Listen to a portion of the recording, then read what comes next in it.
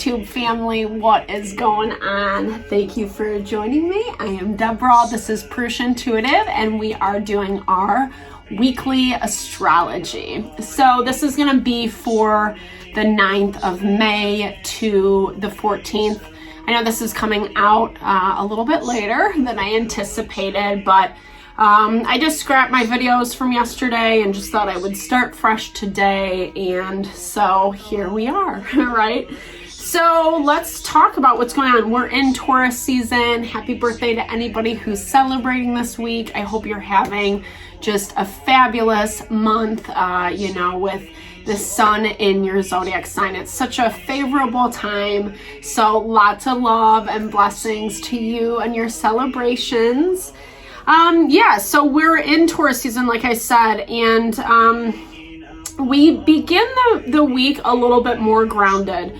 Mercury is in retrograde right now until the end of this week. So we're kind of wrapping that stuff up, which is nice. Pluto also went into retrograde last week. So Pluto retrograde in Aquarius really kind of just deals with, things that we really need to authentically change about how we want our world to be and look. Aquarian energy is innovative and intelligent. It is air energy. It rules the 11th house of friendships, hopes, and wishes. So it's like making changes that are more in alignment with our ideals, with how we want our life to look, And sometimes that's easier said than done, Sometimes, especially if we're comfortable in our situation, what we have going on, we don't want to leave certain people behind, etc. This is that value of being able to, put yourself first, essentially, your wants, your needs, regardless of how it might be taken by another person. So it's interesting because there's a lot of water energy this week. We're seeing that with Venus and Mars and Saturn and Neptune. So this is important to listen to our intuition. I know that kind of goes without saying, but with that Venus and Mars and Cancer, it really is about what makes us feel nourished, supported, loved, sustained. That's what's going to help us thrive. The challenge is Black Moon Lilith is in Leo, and so it might not be how we want things to look, right? Maybe someone judges us or gossips or guilt, shame, that type of vibe. That's where Black Moon Lilith is going to make it a little bit hard and uncomfortable, where we wish people would see us in a certain way, but in reality, it's just not how it is, We have to still avoid our knee-jerk reactions. Not avoid them, just not participate in them, I should say, right? With the South Node in Scorpio. That's going to make us want to act and behave in a way that, just might not be the highest and best for the situation.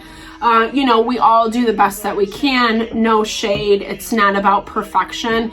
It's just about learning how we want to show up in our life, right? The type of person that we want to be, and then making choices and steps that are in alignment with that.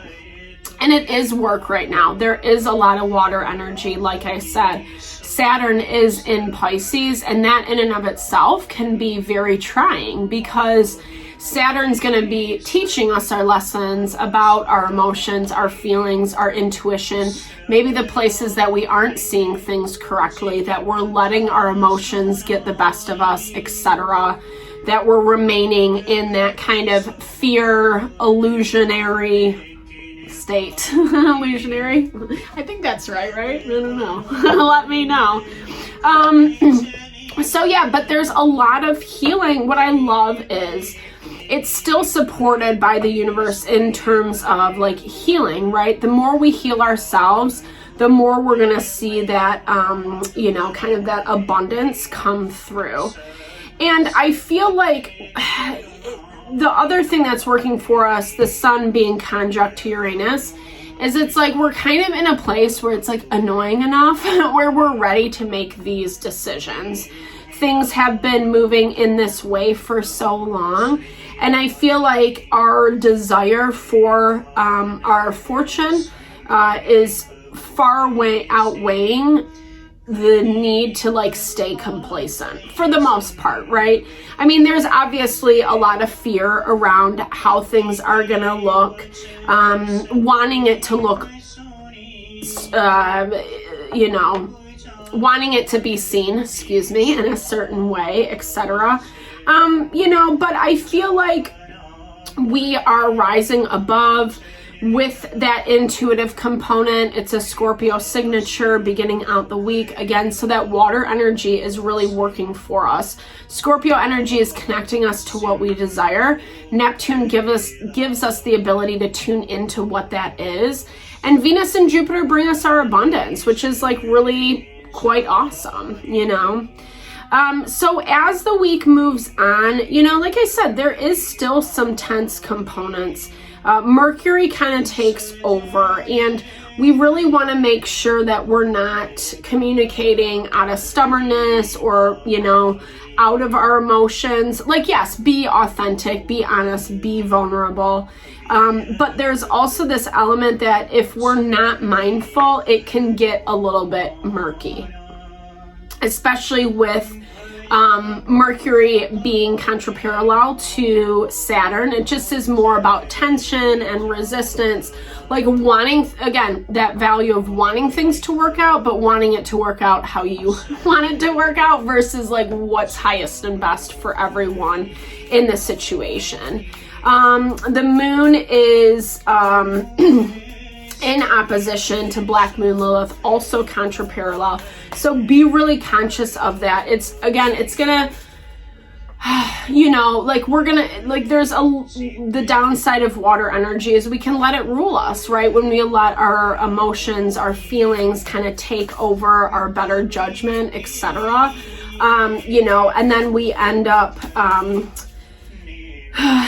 we kind of like, and that can be in anything. It doesn't mean that you have to be like super emotional. That can be like, oh, someone's like appeasing your ego and it feels so good. So you're gonna like stay in a situation or a relationship or dynamic, whether it's romantic or platonic, that maybe you don't want to. Or like listening too much to other people's opinions and then making choices from that space versus like you. The need is to focus on yourself, to heal yourself, to take those steps accordingly. That's actually helping us bring in our material abundance. Whether that's money or family, home, environment, like Taurus energy really deals with our day-to-day, our material possessions, how we make our money, the people we surround ourselves with, etc. It's like our practical world. And there's so much concentrated in Taurus right now, that we have to be open to make new choices, making new decisions. Even if it kind of like, oh yeah, I love this. Venus popped out. Even if it doesn't feel like that awesome right off the bat, it is going to be rewarded, that 12th house. We have to surrender to the process, right? Again, easier said than done. The energy, like I said, for the most part, it's actually pretty easy. This week, I feel like there's a little more fluidity. Yeah, I don't know why I'm having a hard time speaking today. But as we hit towards the end of the week, this is also when Mercury retrograde starts to lift. When Mercury goes direct, I should say. There is going to be, again, it kind of goes back to that value. There is a little tension and resistance around making certain changes. It's like we have to, if we want to see that abundance come in, whatever that abundance is under your umbrella. It's like, be really, really cognizant of what you need to do for yourself in order to bring that in, the changes that you need to make. There's going to be a little bit more of a desire to kind of be rebellious, do it your own way, stubborn, etc. So be really conscious of that, because it's not going to get you what you want, right? Like, you know, we can all kind of navigate our lives accordingly, but there still is that value of sometimes taking someone else's perspective into account is just the best for the whole. You know, we don't have to prove or justify what we're doing, how we're doing it, why we're doing it, as long as we know, right? You know, but I think there's also that value, and this has been coming up in a lot of the zodiac readings, like there's that value of kind of like rising above, recognizing there's multiple perspectives, and that like yours is not the only one. Wah, wah. This is how life would be if you're, well, it would probably be pretty dull, right? Tension, dynamism, resistance is actually what helps us manifest. It's what helps us rise above, you know, Jupiter in Aries, and actually call in what we want. There's that Aries energy right there, guys. So taking the initiative to make the strides that you want, the changes you want for your life. And these changes are about what honors your heart. It's not just, yeah, I mean, it can be practical things like money, a house, a, you know, partner, whatever it is for you. But this is also about some, like, making the choices based on how it makes you feel. Is it good? Is it nurturing? Is it supportive? Or is it just something you're doing for like that superficial value? That's not really gonna work, you know? And honestly, if we try to operate from that space, it's actually just gonna hinder us in the long run, especially with that Mars in opposition to Pluto. Again, that value of wanting to push ahead, wanting things to be looking a certain way, but needing to be patient in the process around what's evolving. Yeah, there's that Pluto double confirmation. I love this, guys. Aries, Pluto energy. So really being conscious, again, reinforcing the change that needs to happen, and not being lazy about it. You know, I don't really read reversals, integration, cooperation, harmony. Harmony was a big one that we talked about, you know, so working together with others, individuals in our life, even if, you know, like I said, that ego part wants to be like, screw them.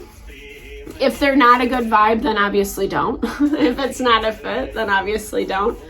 But don't discount something just because your ego's, you know.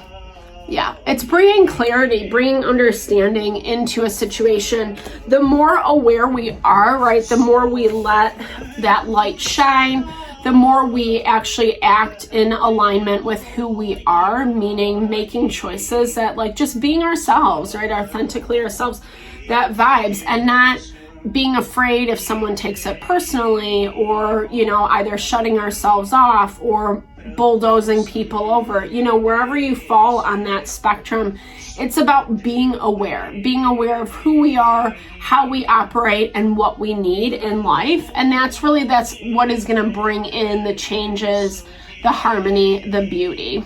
So I hope that this helps, guys. Thank you so much for tuning in. I really appreciate it. I do astrology readings, so hit me up if you are interested in me looking at your personal chart. I would be honored. Sending all the love and blessings to whatever you're navigating through this week. Big thumbs up if it resonated. Drop comments below. Let's build and grow the community. Sending lots of love your way.